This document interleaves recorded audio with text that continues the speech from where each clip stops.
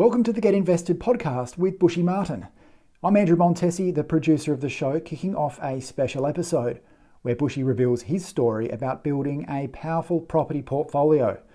Now, this interview first aired on the Australian Property Investment Podcast with Aaron-Christie David. That's another show that is an absolute must for property investors.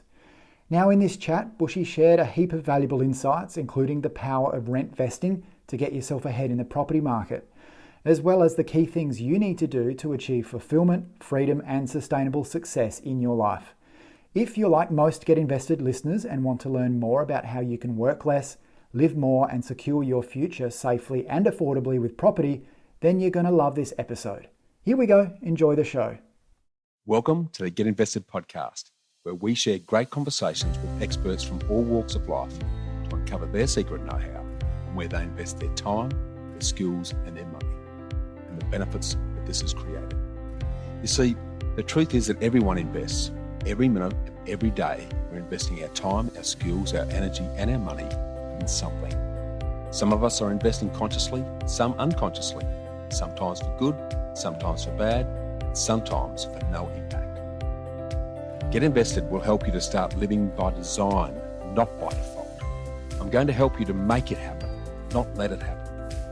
You will hear the top tips on how you can live with conscious intent so that you can live more, work less, and leave a living legacy by investing now.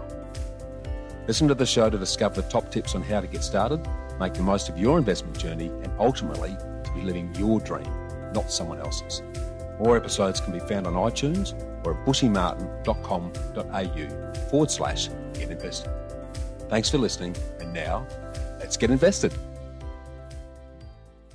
Welcome to the show, Bushy Martin from Know How Property. How you doing? Yeah, awesome, Aaron. Very humbled and privileged and excited to join you and talk all things property today, mate. The feelings are mutual, and I don't say that lightly. You're a person in both the broking sphere, but also the property sphere, where people hold you in a really high esteem. I certainly don't say that to blow any smoke because you don't buy into that, but more so, a lot of the guests that we've had on is what I call sustained success. So you've had a career that's gone and stood the test of time. You've had clients that have sung your praises. Yep, you might have picked up a few accolades or awards on the journey, but that was never the intention. It was, how do I help more Australians and how do I help show up to be the best that I possibly can be as well? Yeah, we're peas in the pod, I think, in that respect, Aaron. So I think we're going to have a lot of fun today. Absolutely, mate. Let's get into it. Now, I've read a lot about you, Bushy, and I've been fortunate to pick up your books as well. And I think what you've put pen to paper with your books, I want to explore that, and we'll come to that in a little bit.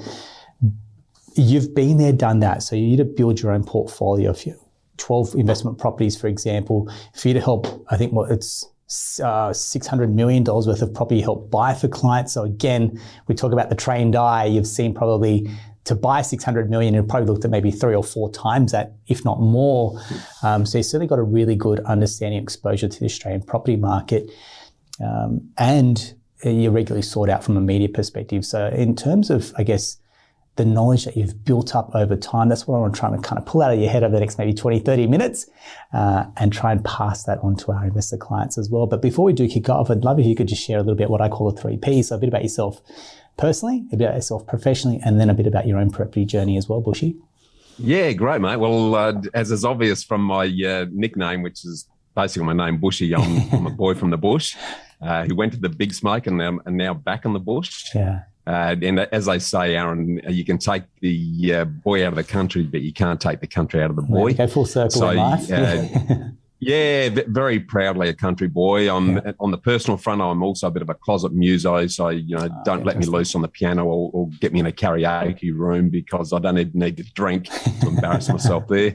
I love to play field hockey, mate. I've been playing field hockey since I was 11, so if I get through this season, I'll have hit my 800th game. That's unreal. And I feel like hockey, just to touch on that point, I feel like hockey is one of those games where you can have a really long career in hockey. I feel like people they start it, they've got a love for it, and they can continue to play 20, 30, 40 years onwards sometimes as well. It's a game that stands the test of time, right? Mate, there are 80-year-olds still hockey in Melbourne, would you believe? It's unreal. So there's hope for me yet, mate. Absolutely, mate. Got plenty of legs left in you, mate. That's for sure. Fitness is you talked about sustainable success earlier, and my own belief is that it lies at the intersection of self, health, and wealth, and self is what's between your ears. Health is what you do day to day and the rewarding rituals and happy habits that you build up, and that then feeds into ultimately achieving wealth and however you decide to define it. But we also rescue Samoyeds. We love our Samoyed dogs. You wake up to these awesome smiles every morning. So that's a little bit about where my interests lie, apart from my passion for property. Born in a 2-horse town in country Victoria called Garoke. Was pretty challenged early on. I was born with a hair lip and had really chronic asthma as a youngster. Yeah. And because we moved around a fair bit, my father was a stock and station agent. So we moved from country town to country town. And because of the moves, I ended up being a lot younger and therefore a lot smaller than the rest of the class during those formative years. And I was unfortunately often referred to as the short-ass, flat-faced, punk-chested runt. So, my way character building as a young kid. Yeah, well, I copped a fair bit of rubbish because I was always the outsider, always smaller, and I had some physical challenges. So I sort of learned to overcome that, mate, by just working harder and trying to be smarter to keep up with the rest of the crew. Yeah. And I remember early on, because I spent so much time in bed gasping for breath, I used to draw and create and design things. That was what I used to pass the time with, and that was great. But my old man used to say, son, that's really good, but at some stage you've got to get out and get a real job. And I used to think, how am I going to combine my love of drawing and designing with something that's respected as a profession? And then the penny dropped. I had become an architect. Unreal. So that's where my initial passion for property started, Aaron, and it's pretty much developed ever since. So I often say my professional life has been in 2 halves. There's BC and AD, and what I mean by that is before the crisis and after the divorce. It's pretty much how my professional life has actually unfolded. Yeah. Because I like a lot of Aussies, I was chasing the Aussie dream, which was to work hard, and fortune were bound to follow. And that meant I could buy a beautiful home and pay it off and put money into super and then tick off my bucket list when I retired. Yeah. So, in those early years, to the outside world, I looked like I was living the dream. I was working on some fantastic projects across Australia and Asia, and I was had a lot of fun. For example, spent a couple of years designing and reshaping the Uluru Ayers Rock Resort. Wow. So, on the outside, I was looking like I was living the dream, but the reality, mate, was on the inside, I was dying on the vine because, for 17 odd years, I was working 7 days a week, 14 hours a day. And I was really got to be at a stage where I was pretty much like a dead man walking, and I felt totally stuck on the treadmill. I was in this never-ending cycle of work and struggle, and unfortunately I ended up burnt out, broken and broke. And at 33, pretty much lost everything. I lost my marriage, I lost my wealth, and my self-wealth with it. So I really couldn't believe that I'd ended up there. And about the same time, it's funny how things happen in threes, but about the same time, my father, who'd always been my role model, started having some major health issues. Yeah. And, his attitude, like many Aussie guys, was, she'll be right, mate. Exactly. And he totally ignored his health, pursuing wealth. And as a result, he got cancer. He had multiple strokes, and he spent the last 10 years of his life dribbling out the side of his mouth, totally paralysed down one side in a wheelchair with mum as his carer. And I'd never forget him saying, mate, in those dying days, he looked me in the eye and he said, son, it's about time you stop following my example. It's about time you stop working for money and started getting your money to work for you. And that's really, it really shook me up, Aaron. It was a pivotal moment for me. It pretty much became my mantra. And then, as many Aussies have done, around about the same time, a mate of mine dragged me along to a Robert Kiyosaki conference in good old Adelaide. Unreal. The old Rich Dad, Poor Dad fame. And I'll never forget him saying from the stage, at the moment that passive income becomes a part of your life will change. And that absolutely, totally resonated with me. It was a real light bulb moment. I actually refer to it now as my Kiyosaki moment. And from that day on, Aaron, I saw the world completely differently, and I became what I now affectionately refer to as being passive aggressive. and what I sort of jokingly mean by that is I became very aggressive about passive income. How good's that? So, everything from that point on had to do 3 key things. It had to create passive income, it had to grow in value, and it had to be a saleable asset. Beautiful. And our thinking really shifted from the old salary to savings, from income to investment, and from to wealth. And I developed what I now refer to as 2-eye seeing, and which is almost like a parallel perspective, because as an architect, you're used to creating in your mind's eye something beautiful that you want at the end of the journey, and then you progressively put a team around you and take the steps to make that happen. Yeah. So that became the essence of what we now refer to as living by design. And my now life partner in all things, Sonia, and I got together on a wintry Sunday afternoon in a little country restaurant in Clarendon in South Australia. And we actually designed our ideal lifestyle. We monetized it. And I recorded on the phone. I've got vision boards, which I've still got around the house, affirmations that went with it. And that became both the magnet and the compass that has enabled us to make decisions day to day on whether it's taking us closer to that or further away.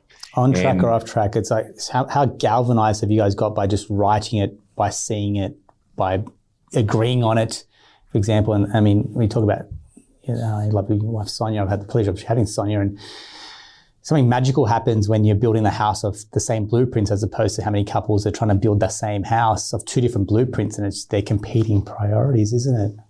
Totally, mate. That's a very good point, because that process that we started way back when in good old country Clarendon, we now do every year. So we take four days out every year, and we sit down and we really enjoy it. It's a real exciting process, and it reinvigorates us every year, because we check in what's changed, what's different, and enables, a bit like a GPS, it enables us to retack and make sure that we're on track. And that became the basis of because we knew where we wanted to get to, then the investing roadmap we then followed pretty much fell out of that. So at that stage, Aaron, I was on the bones of my backside, putting it bluntly. Yep. And we didn't have 2 cents to rub together. It was a real ground zero for both of us. So what I first did, actually, because I had very little funds at all, I actually day traded the share market for a couple of years to put enough money together to get our first deposit on a property. And then Sonia and I started on what I now, hindsight's an easy thing, Aaron, but I refer to it as the money medicine. Or the relationship relay that we then started, because both Sonia and I wanted to have a fulfilling career, but we also wanted time out to spend doing things that are important to us. So what we did is, and if you're familiar with the Olympics cyclists, where the Madison race, where you've got 2 cyclists competing, one's going hard around the track, the other one's sort of resting on the top of the track, and then they switch over, and they keep switching this until the end of the race. Well, Sonia and I did this on what I call the worker and the wealth builder approach. So, we survived for a period. Sonia worked while I day traded. Then we decided that our first business was going to be a property management business, because we were so dissatisfied with the level of property management we were getting from our own properties. Yep. So while Sonia started to build that business, I then did some consulting work for government to pay the bills. And then once the property management business was up and running, we both realised that property is very much a game of finance, and that it's not about rate, it's about reach. So we recognised that if we were really going to build the portfolio, that we really needed to understand the finance side of the equation. So I joined 2 partners early on in a finance business. And then ultimately we sold the property management business. Sonia and I came together, and Know-How was born as a lifestyle business about 7 years ago now, mate. Unreal. So that's pretty much the journey as far as that goes. And I've got to be honest, we started investing very heavily way back when, and thank heavens we did, and thank heavens I followed Dad's and Robert Kiyosaki's advice, because about 8 years ago I got that call that I never want to get. Our family doctor, who'd been our doctor for nearly 30 years, rang me to tell me that Mum had terminal cancer and only had about 12 months to live. And understandably, Mum was absolutely devastated with that, mate. She was the most giving person we'd ever come across, and she was more worried about the fact she wouldn't be able to help us and others than she was about what it meant to her. Yeah, wow. And Mum was always about TLC. It was always about tender, loving care. Yeah. And I realised at that point, mate, that the best thing I could do to give back to Mum, given how much she'd given to me, was to take that 12 months and spend that time with her. And it was really the best and the worst year of my life. The reality is, Mum and I had all the hard conversations, mate. We laughed, we cried, we reminisced. I was there with her at all of her treatments, and her dying wish was to die at home in her own bed. So myself and my two brothers made sure we made that happen to her.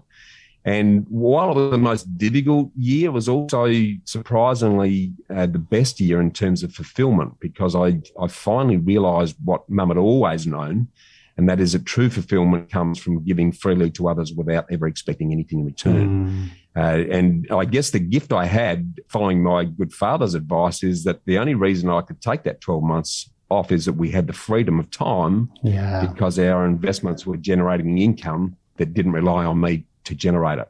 So, at the end of the day for me, Aaron, it's all about time. And, sort of rolling forward to now, Sonia and I enjoy an awesome lifestyle. We're really wanting to give back to others. We're really wanting to wake up and shake up hardworking Aussies to the fact that the traditional Aussie dream is broken. If you think you're going to just pay off your home, put money in super and then retire comfortably, you're kidding yourself. Yeah. And it's really important to get invested. So, we're really keen now to, together with you, very similar message, to open hardworking Aussies to the opportunity that lies before them and the traps if they don't start getting invested. So that's pretty much the journey as it stands, mate. Mate, there's so much gold in there. I think that one of the big ones is, yes, you talk about hardworking Aussies, and we're telling people it's like, you're working hard, but is your money working hard for you, or are you just caught on this bit of that treadmill, for example? I mean, numbers won't come as a surprise to you, but we talk about inflation at 5%. I don't think wage growth is going to match that. So effectively, you're going to go backwards in life because your wages aren't going to meet your cost of living. And so there's that deficit already in a household. Get a pay rise, people probably spend it before they actually get a chance to earn it. And it's like, right, these are all the trappings of this lifestyle. You need streams of revenue, for example, to then, if you see your life as a business, to go, right, if you're barely just breaking even, you wouldn't tell that's a good business plan to anyone that's self-employed. But how many households are breaking even and going, that's simply just not good enough, guys? And they're tough conversations to have because it's highly emotionally charged, because it's money and family, isn't it? Yeah, absolutely right, mate. And we're so busy these days that we just don't step out of the exercise to take a little bit of time to really reflect on where we're heading. And that one of the first things we do with people that we try and help is we go, okay, well, let's just project forward on what you're currently doing and see where you're going to end up. And then ask them the question, are you happy with where you're going to sit? Because 90% of the people we talk to, Aaron, are likely to end up in a position where they're trying to retire on somewhere between 15 and 25 grand a year. Yeah, spot on. Spot on. It's a very scary concept, mate. But the interesting thing is, as you would well know, is that the reverse of that is it's not that difficult if you've got enough time on your hands to completely change that position. And from our perspective, property is the best vehicle in the country to allow you to make that happen. Yeah, spot on. So speaking of property, and you've mentioned, and you've been very open and generous to share your own portfolio. So thank you very much for being open. Every investor's journey is a bit like a roller coaster. There'll be some highs, there might be some lows, there'll be some challenges, for example, where things are just going great, and then it comes kind of crashing down. So when you reflect on your own journey, yourself and Sonia, wins, setbacks, losses, learnings, for example, all of the above, can you kind of summarize the portfolio in a nutshell, mate, if you could? Yeah, well, I could probably honestly say that I've probably made every mistake you can possibly make, Aaron. But the good thing about that for me is that I treat mistakes as the biggest learning opportunities. Spot on. And we've learned more from those issues than we have if it was plain sailing. Yeah, exactly right. So, I'd give you a couple of examples. My very first entree into the property investment arena was back when I was an architect, and I was, wet behind the ears. Yeah. Thought I was going to change the world, and bit off way more than I could chew. And we ended up doing a 1 into 4 apartment development in Alice Springs, would you believe? Right, okay. Because I was actually working as an architect in Alice Springs at the time, and I did everything wrong. So as an architect, it's all about winning awards and designing fantastic buildings. So we spent way too much on all of the wrong things in the wrong place. Then add the complication of the fact that it was me and 3 other partners in that. So, that's like marrying 4 people when you're trying to go into an investment exercise together. Yeah. Really didn't spend much time getting clear on what our mutual vision was. Because we'd overcapitalised and the market changed significantly over the 12 months that we got into it, and what we thought we were going to get for the properties was nowhere near it. Then each partners had different needs and desires. So that was a very ugly baptism of fire for me in the exercise, and I really licked my wounds from there.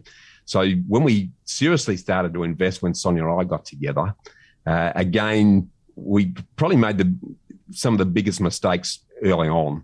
And a lot of that was because I didn't trust anyone, Aaron, I wanted to reinvent the wheel. And in those situations, you just don't know what you don't know. So, we were the classics, mate. We tried to find a property in our own backyard that we would like to live in, which is the worst possible recipe for investment that you can get. And we ended up with a good property, and it's actually worked out well for us. We walked the streets. We found a property that we liked. We tracked down the owner, who happened to be in Vietnam at the time.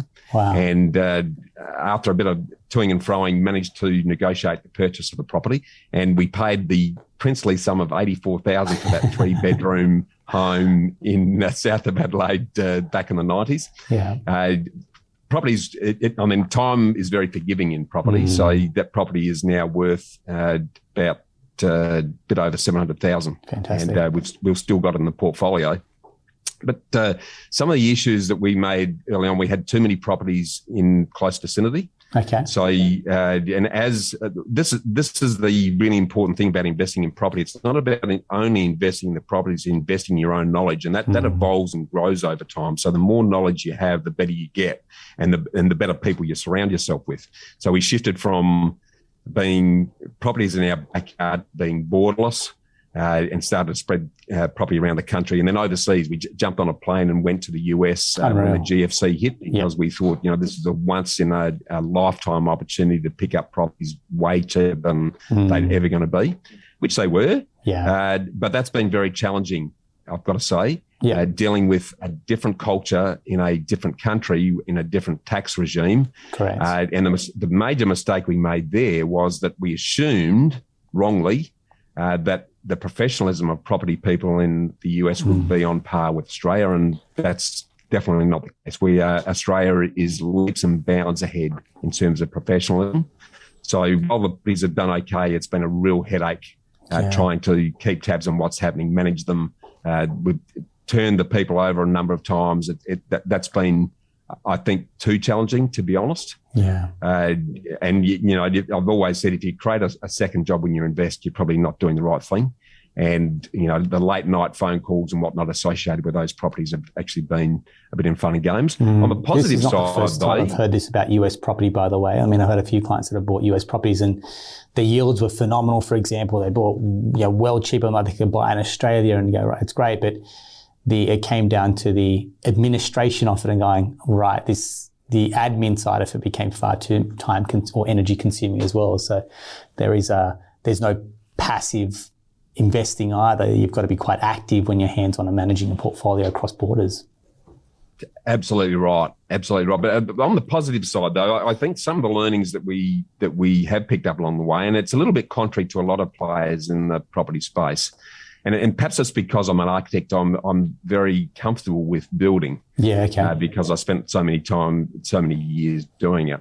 But and I wouldn't be suggesting you do it in the current climate, because the construction industry is out of control, and we've actively moved clients away from the new build space, given the difficulties of managing cost and time delivery at the moment. But in a normal scenario, if you can locate a really good block in a tightly held area, and you can build purpose-built a property that comes with all of the tax benefits that go with it, and you're effectively building it below market value, then they can be extremely good vehicles. So they perform very well for us over time. Yeah. But again, I wouldn't be suggesting as a first-time investor that you jump into that, because your knowledge and expertise just isn't there, and there are a lot of risks that you're not even aware of when you start down that road. Spot on. As a first-time investor, you don't have that margin of error sometimes as well, because you're on maybe a limited budget. You need that first property to go well, so you get the confidence and the equity to then go again, for example. So when the first one's a little bit risky, it's like, look, this could come off as a great risk, great reward. But if it doesn't, it's going to set you so far backwards that you're better off doing nothing sometimes than trying to go into a subdevelopment or a knockdown rebuild as well, right? Yeah, just because you can doesn't mean you should. Beautiful. So I 100% agree with you there, Yeah. Aaron. I guess one of the other things that was really beneficial to us was that we became accidental rent investors. Yeah.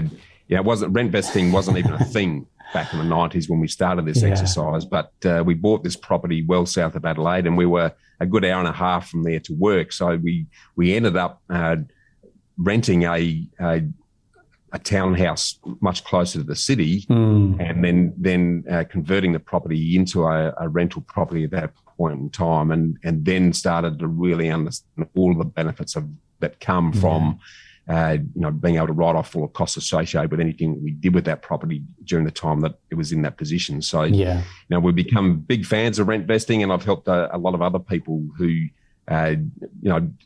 initially don't have the mindset, but once they see the numbers and what it can do for them, it can be a very powerful way to really start getting yourself ahead in the property arena. Spot on. Yeah, rent investing isn't for everyone, right? So there's sometimes, like families that want to put down roots, for example. It's like, well, hang on, your mortgage, your rent could be equivalent to your mortgage, and you don't have other assets to your name, for example. But if you understand the power of rent investing, and it's a time in your life where it suits you, it can be a really, really great way to get in. That property can grow in value, and you don't have necessarily all the costs that come with maintaining, because maintaining and buying and maintaining a house can be quite intense as well. I can say that now that we're homeowners. I'm like, this needs to be done. This needs to be done. And it's like, it can become a little, I won't say a money pit, because it's your lovely, beautiful family home, but it takes a lot as well to maintain a house, whereas someone else is paying for those costs. It's a bit of a win-win. Totally, mate. Totally. So that's probably the main things that came out of that, Aaron. I think there's others that I can go into, but mindful of. We could chat for hours. I dare say we're going to get you back in. But one thing, I don't know when we've had a chat in the past, something that really kind of resonated with me is when you see property, one as a team sport, but also as an elite sport, right? So you need turn up and being technically, we'll use your analogy of hockey, turn up and technically being good is one part, but if you're not doing the strength work, if you're not doing the diet work, if you're not doing the mindset work, if you don't have the right gear, for example, if you don't have the right team around you, being a great player is only one part of that, but there's no way to win. Right. Totally. I often say to people now, when it comes to property, you're not a player. You're the owner of your team, and your only job is to manage your managers. There you go. Because if you are creating that second job, you're not going to do it half as well as someone who does it all the time. It's going to take your eye off the ball on other things, and the time that you would otherwise be spending either building your business or spending it with friends and family, tied up on doing a half-baked job on something that someone else can do far more effectively, just doesn't make any sense to me. So, it's that old analogy, if you had to have life-changing brain surgery, you wouldn't go to Bunnings, grab a scalpel and some metho and have a crack at it yourself in front of the mirror in the ensuite at home. You'd get the best possible neurosurgeon and all of the team around him to make sure that operation was successful. Yet unfortunately, that's exactly what a lot of investors do. They don't see the value. They look at cost rather than value, I guess, is the best analogy there, Aaron. And rather than see the advantages of engaging a independent professional to make that happen. They try and blunder through themselves, as I did when I first started, and as a result, are making mistakes they don't even know that they're making. No, well said, mate. Well said. I did mention at the start that you published 2 books, and I mean your books have got great insights. I've been privileged to pick up and have a read through them, mate. So I'm no doubt a labour of love to put pen to paper and trying to get those thoughts. It also, it's something that you become proud of as well. But take me through a little bit about the ethos. So, I mean, your first book, The Freedom Formula, is fantastic, right? I love what it stands for, and I think that's almost a bit of a personal journey and reflection. If I look at your life and your journey, it's almost like this is my blueprint for my life, and people have resonated with that because they've been on the same, call it, treadmill of life. And then you look at your next book, Get Invested, for example, and again, building a part of your story and your journey as well. Do you want to take us a little bit about what's inspired, then a little bit about what's inside the book as well? Yeah, well, I guess the reason I wrote the book was for what we've already talked about. I wanted to wake up hard-working Aussies to the fact that if they don't get invested, then the future looks pretty bleak. But I also couldn't find a book at the time, Aaron, that really took people through the whole process. Yeah, okay. There were bits of it, and there was a lot of generalizations. There was nothing that went from getting clear on your vision right through to delivering that, and how property as a vehicle and the importance of the finance piece of that fitted together to allow people to then pretty much follow the bouncing ball. So I spent a lot of time and energy really trying to boil it down into a format that people would both enjoy but get a lot out of. Yeah. And take them through that process and look at the good, the bad, and the ugly as far as that's concerned. So it's while property's at the centre of it, because for me it's all about helping people to achieve whatever their ideal lifestyle is. Yeah. Then it goes a fair bit further than that. And as I keep saying, Aaron, it's not about the property or the money. It's all about time at the end of the day. So property is the vehicle, money is the tool that ultimately gives you the time and the freedom to enjoy fulfilment in whatever that means to you. And there's a couple of key principles that I like to outline in the book. And, I talked earlier about my good mother who, I love her dearly, and she was all about TLC. Well, there's 3 key things for sustainable success, which are almost laws of nature. And if we boil it down and talk about them in TLC terms, it's time, leverage, and compounding. So time, what I've learned over the years is that the property journey, if you're going to do well of it, is at least a 15-year journey. And if you look back at property cycles over the last 30 years, most areas haven't gone through that cycle for it takes 15 years to do that. So this is about embracing property as a long-term play. It's also about leveraging other people's expertise and leveraging other people's money. And, one of the big benefits of property is the fact that banks are still prepared to borrow 90+% against the property, and banks don't lose money, Aaron. Oh, great. Then that's telling you that it's a pretty the safe house will always be parking. Yeah, exactly. And then, of course, the C of the TLC is compounding. And, Albert Einstein referred to as compounding interest as the 8th wonder of the world. Those who understand and earn it, and those who don't pay for it. Those key things are pretty important to me. But also for me, it's not about the property. It's about the principles, the people, and the process that you need to adopt to make it happen. And the property is actually the last thing. The property pops out that process, not the starting point. So, I use this analogy, Aaron, of similar to preventative health. Most people are familiar with preventative health, and that's, it's about taking regular supplements and vitamins that are going to build and sustain your health so that you don't get sick. I use the term preventative wealth, which is about taking the vitamin supplements, which end up being the 8 core principles. So if we break vitamins, each of those letters down, then that actually summarizes what I consider to be the 8 core principles of being successful in property, and really does dictate what I'm talking about when I talk about the freedom formula. So if we break those vitamins down very quickly, because ultimately it's about getting fulfillment and freedom, You can only have fulfillment and freedom if you've got time on your hands. If you're going to get time on your hands, then you need to generate the passive income that's going to give you that time. So how do we do that? Well, let's break vitamins down. So the first three letters in vitamins, which are what I'd call the value, the interest rate of growth, and the time, are the things that most investors will get their head around. So the B for value is about adopting what we call the bare facts. So, how much can you borrow? What's your equity? How affordable is a property? What is the risk measures that you need to put around that? The I is for the interest rate of growth.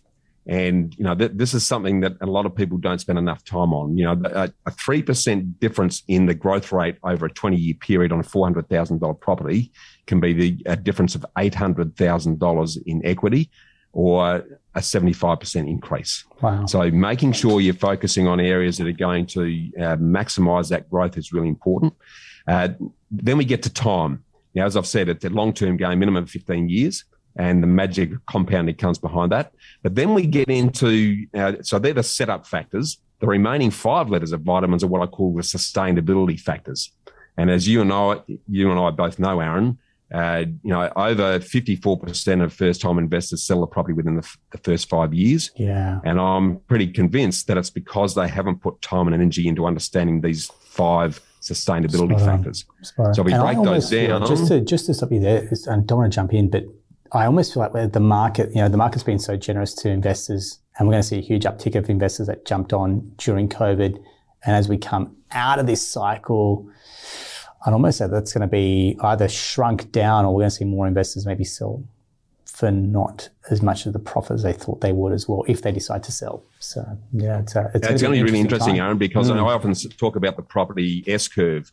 And, in most areas, and they're all operating out of sync with each other, but most of them will have growth of somewhere between 2 to 5 years, and then it'll plateau between 5 to 8 years before it goes through its next growth spurt. Yeah. Well, what's going to happen now, and we've seen this happen in the past, people will jump in right at the top of the market just as it's flattening out and plateauing. The property values are unlikely to increase much for the next 5 to 8 years.